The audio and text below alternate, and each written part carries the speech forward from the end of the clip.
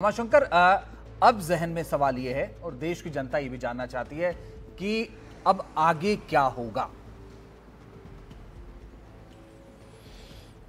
जी देखिए, बयान से साफ है कि भारत को अभी भी इस बात की उम्मीद है कि पाकिस्तान जो है जो अतिक्रमण अभी किया जा रहा है उसको रोकने के लिए भरपूर कदम उठाएगा, लेकिन ये पाकिस्तान करेगा या नहीं करेगा ये देखने की बात होगी। लेकिन सबसे बड़ी बात ये भी है कि जो पाकिस्तान जो कि पिछले 4 दिनों से अपना अड़ियल रवैया दिखा रहा था, आज अचानक से जो DGMO की तरफ से फ़ोन कॉल आया, उसके बाद सहमति बनी और सहमति बनने के बाद एक राहत की बात नज़र आ रही थी कि अब जो पिछले 4 दिनों से 7 मई को जो भारत ने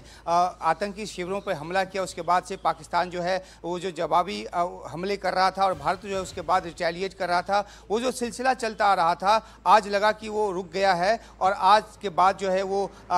पाकिस्तान की तरफ से हमला और भारत की तरफ से जो जवाबी हमला है वो नहीं होगा। लेकिन वो कुछ घंटे की बात साबित हुई और फिर श्रीनगर से हमारे साथियों ने रिपोर्ट किया और अलग अलग इलाकों से रिपोर्ट आने लगी कि कैसे पाकिस्तान की तरफ से जो हमले हैं वो फिर से किए जा रहे हैं। पहले थोड़ी सी दुविधा की स्थिति रही कि हमला हुआ है या नहीं हुआ है, लेकिन अब जब विदेश सचिव ने प्रेस कॉन्फ्रेंस की है उसमें आर्मी के जो अफसर थे वो भी मौजूद थे और आधिकारिक तौर पर यह कहा गया है कि पाकिस्तान ने उस सहमति को तोड़ दिया है और पाकिस्तान को वापस इस सहमति पर आने की बात भारत की तरफ से की गई है। लेकिन जब तक वो वापस नहीं आता इस सहमति पर, तब तक भारतीय सेना को, सुरक्षा बलों को ये पूरा अधिकार दिया गया है कि वो पाकिस्तान के हमलों का मुंहतोड़ जवाब जो है वो दे। तो ले दे के बात अब यहाँ आ जाती है कि अब आगे यहाँ से क्या, या तो पाकिस्तान हमले रोकेगा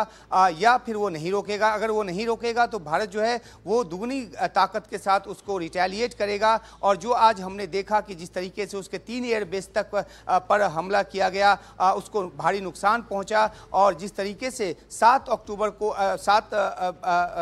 मई को भारत ने जो आतंकी शिविर है उस पर ताकत लगाकर हमला किया, 9 आतंकी शिविरों को नष्ट किया। तो ऐसे में पाकिस्तान क्या उस स्थिति को वापस चाहता है जहां पे भारत के हमलों का जो जवाबी कार्रवाई का जो खामियाजा है उसको भुगतना पड़े, या जो एक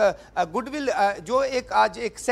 अच्छी समझ दिखाई थी दोपहर को और फ़ोन किया था, उसके बाद एक सहमति तक बात पहुंची थी, क्या उसको बरकरार रख के आगे चलेगा। बड़ी बात यह भी है कि पाकिस्तान की सेना के अंदर क्या दो फाड़ हो गया है, क्या कुछ ऐसे तत्व उसमें हैं जो खुद अपनी आर्मी चीफ की, अपने DGMO के किए गए सहमति की बात को नहीं सुन रहे हैं और उन्होंने इस तरह के हमलों को अंजाम दिया है। तो ये पाकिस्तान की अंदरूनी जो जांच है या सेना को अंदर अपने गिरेबान के अंदर झांक कर देखना होगा कि आखिरकार इस सहमति के बावजूद जो है वो ऐसा क्यों हुआ। और ख़ासतौर पर तब भी जब पाकिस्तान के प्रधानमंत्री शहबाज शरीफ खुद ट्वीट करके अमेरिका को भी क्रेडिट दे रहे हैं, वो क्योंकि उनको अमेरिका का हमेशा से साथ चाहिए होता है, तो उन्होंने अपनी तरफ से आगे बढ़ के अमेरिका को क्रेडिट भी दिया। तो जिस अमेरिका की मध्यस्थता की बात पाकिस्तान की तरफ से की गई और उसको क्रेडिट दिया गया, उसके बावजूद जो है वो सेना जो है वो उसकी तरफ से हमले क्यों हो रहे हैं। तो यार एक तो बात तो साफ है कि राजनीतिक नेतृत्व का वहां चल नहीं रहा, तभी अमेरिका को वहां के सैनिक प्रमुख से बात करनी पड़ी, सेना प्रमुख से बात करनी पड़ी और सेना प्रमुख से बात करने के बाद DGMO के जरिए जो सहमति बनी उसको भी पाकिस्तान की सेना जो है वो नहीं मान रही। तो क्या आसिम मुनीर की भी बात जो है सेना के एक तबके में नहीं सुनी जा रही। ये सब बड़े सवाल हैं जो पाकिस्तान के राजनीतिक नेतृत्व और पाकिस्तान के सैन्य नेतृत्व दोनों पर बहुत ही बड़े सवाल उठाते हैं। उमाशंकर,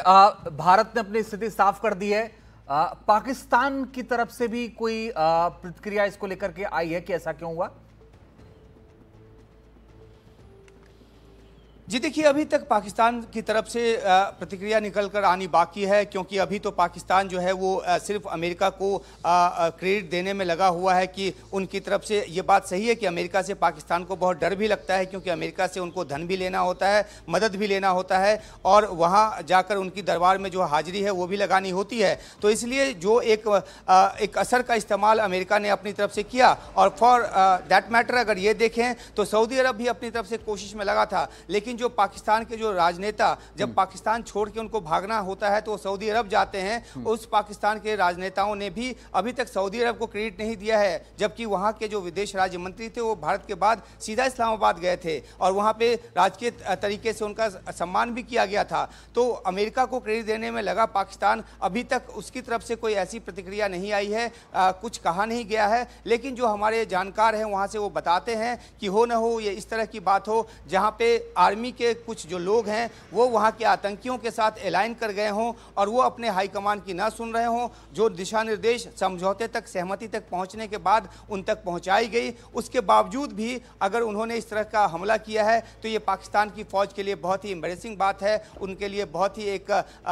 उनके लिए उनके छवि पर जो एक प्रोफेशनल आर्मी का वो दावा हमेशा करते रहते हैं, उस प्रोफेशनल अनुशासित आर्मी की पोल खोलने वाली ये बात है कि आखिरकार सहमति के बाद, वो भी आर्मी वर्टिकल से सहमति के बाद भी इस तरह के हमले क्यों किए गए हैं भारत पर।